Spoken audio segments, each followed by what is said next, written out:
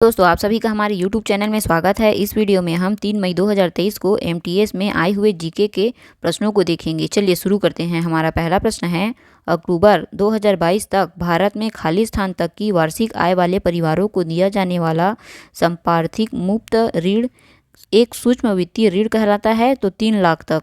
चलिए अगला प्रश्न है, 2011 की जनगणना के अनुसार निम्नलिखित में से किस केंद्र शासित प्रदेश का लिंगानुपात सबसे कम है, तो दमन दीव का। चलिए अगला प्रश्न है, ड्रीम्स फॉर माई फादर खाली स्थान की आत्मकथा है, तो बराक ओबामा की। चलिए अगला प्रश्न है, निम्नलिखित में से किस गीत की रचना प्रसिद्ध भारतीय संगीतकार राहुल देव वर्मन की थी।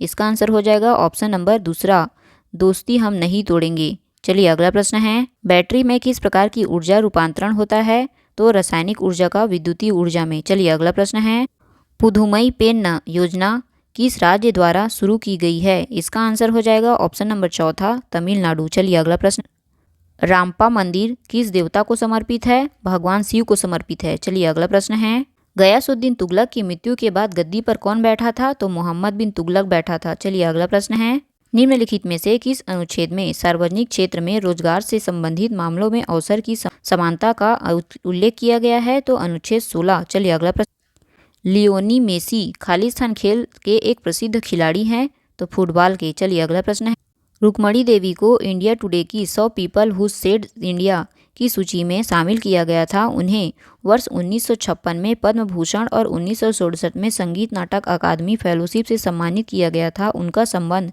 निम्नलिखित में से किस नृत्य से था, तो भरतनाट्यम से था। किसका, तो रुक्मणी देवी का।